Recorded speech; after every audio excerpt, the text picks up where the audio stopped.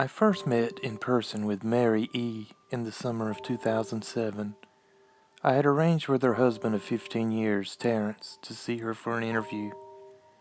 Mary had initially agreed, since I was not a newsman but rather an amateur writer gathering information for a few early college assignments and, if all went according to plan, some pieces of fiction. We scheduled the interview for a particular weekend when I was in Chicago on unrelated business, but at the last moment Mary changed her mind and locked herself in the couple's bedroom, refusing to meet with me. For half an hour I sat with Terrence as we camped outside the bedroom, I listening and taking notes while he attempted fruitlessly to calm his wife. The things Mary said made little sense, but fit with the pattern I was expecting. Though I could not see her, I could tell from her voice that she was crying, and more often than not, her objections to speaking with me centered around an incoherent diatribe on her dreams, her nightmares. Terrence apologized profusely when we ceased the exercise, and I did my best to take it in stride. Recall that I wasn't a reporter in search of a story, but merely a curious young man in search of information. Besides, I thought at the time I could perhaps find another, similar case if I put my mind and resources to it. Mary E. was the sysop for a small Chicago-based bulletin board system in 1992 when she first encountered Smiledog.jpg, and her life changed forever. She and Terrence had been married for only 5 months. Mary was one of an estimated 400 people who saw the image when it was posted as a hyperlink on the BBS. Though she is the only one who has spoken openly about the experience, the rest have remained anonymous or perhaps dead. In 2005, when I was only in 10th grade, Smile.jpg was brought first to my attention by my burgeoning interest in web-based phenomena. Mary was the most often cited victim of what is sometimes referred to as Smile.dog. The being Smile.jpg is reputed to display. What caught my interest, other than the obvious macabre elements of the cyber legend and my proclivity toward such things, was the sheer lack of information, usually to the point that people don't believe it even exists other than as a rumor or hoax. It is unique because though the entire phenomenon centers on a picture file, that file is nowhere to be found on the internet. Certainly, many photo-manipulated simulacra litter the web, showing up with the most frequency on sites such as imageboard 4chan, particularly the /x/focus paranormal subboard. It is suspected these are fakes because they do not have the effect of the true Smile.jpg is believed to have, namely sudden onset temporal lobe epilepsy and acute anxiety. This purported reaction in the viewer is one of the reasons the phantom-like Smile.jpg is regarded with such disdain, since it is patently absurd, though depending on whom you ask, the reluctance to acknowledge Smile.jpg's existence might be just as much out of fear as it is out of disbelief. Neither Smile.jpg or Smile.dog is mentioned anywhere on Wikipedia, though the website features articles on such other, perhaps more scandalous shock sites, such as Hello.jpg or Two Girls, One Cup. Any attempt to create a page pertaining to Smile.jpg is summarily deleted by any of the encyclopedia's many admins. Encounters with Smile.jpg are the stuff of internet legend. Mary E.'s story is not unique. There are unverified rumors of Smile.jpg showing up in the early days of Usenet, and even one persistent tale that, in 2002, a hacker flooded the forums of humor and satire website Something Awful with a deluge of Smile.dog pictures, rendering almost half the forum's users at the time epileptic.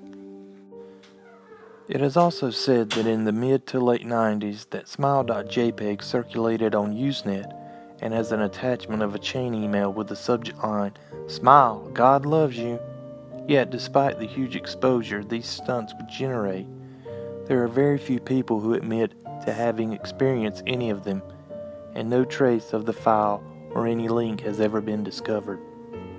Those who claim to have seen Smile.jpg often weakly joke that they were far too busy to save a copy of the picture to their hard drive.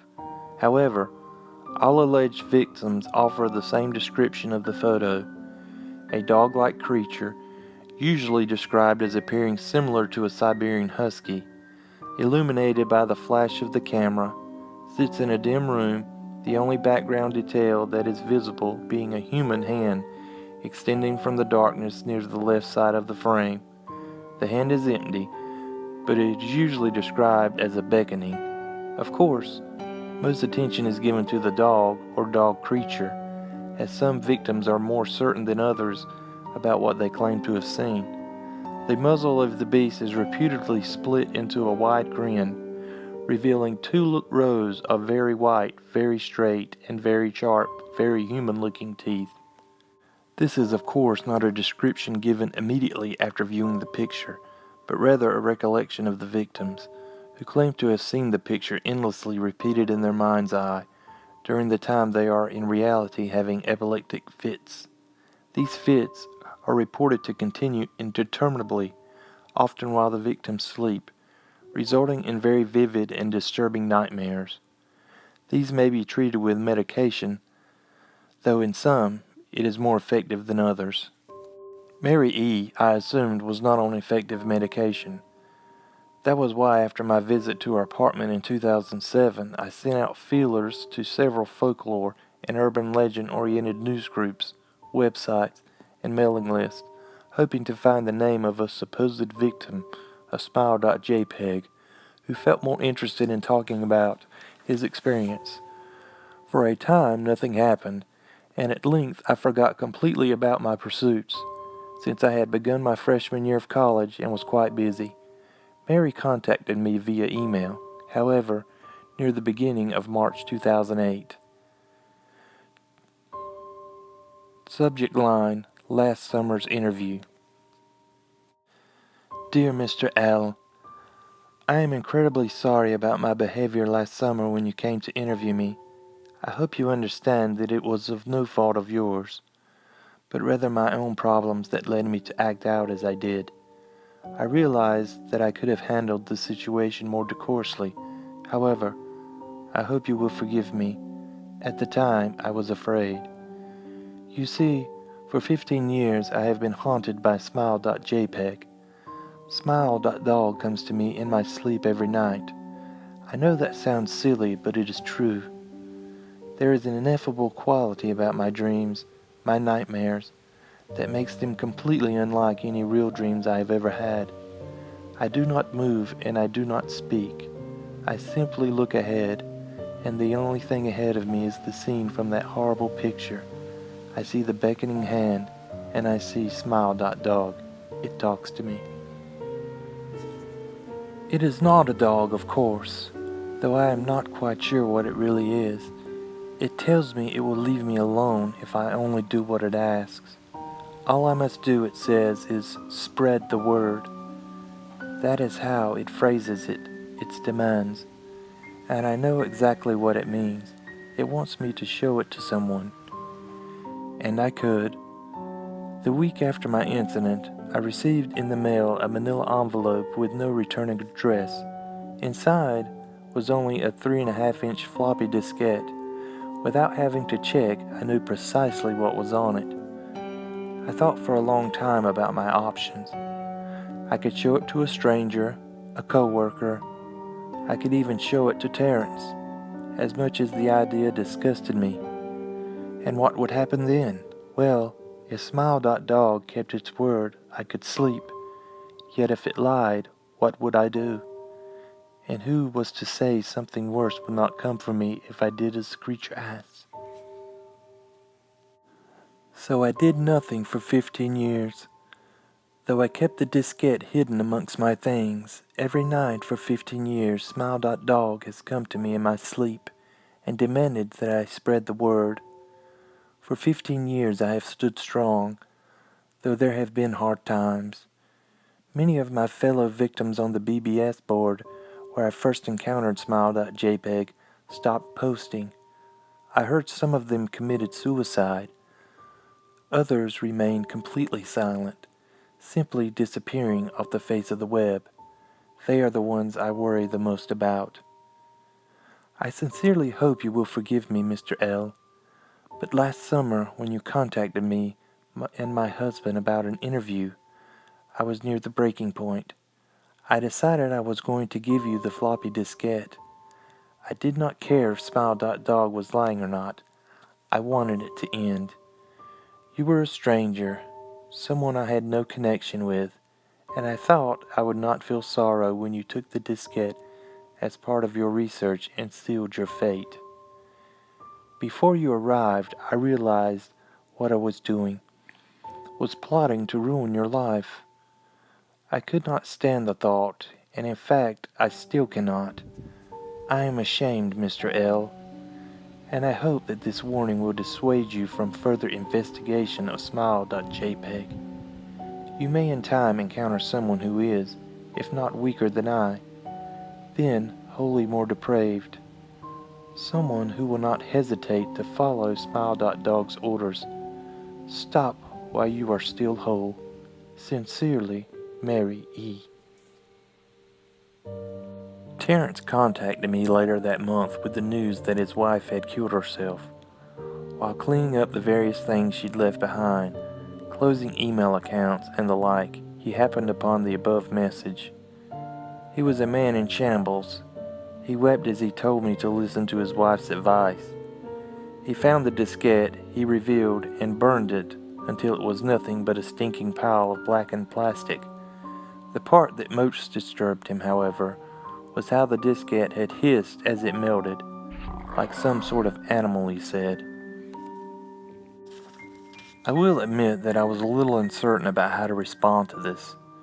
At first, I thought perhaps it was a joke, with the couple belatedly playing with the situation in order to get a rise out of me. A quick check of several Chicago newspapers' online obituaries, however, proved that Mary E. was indeed dead. There was, of course, no mention of suicide in the article.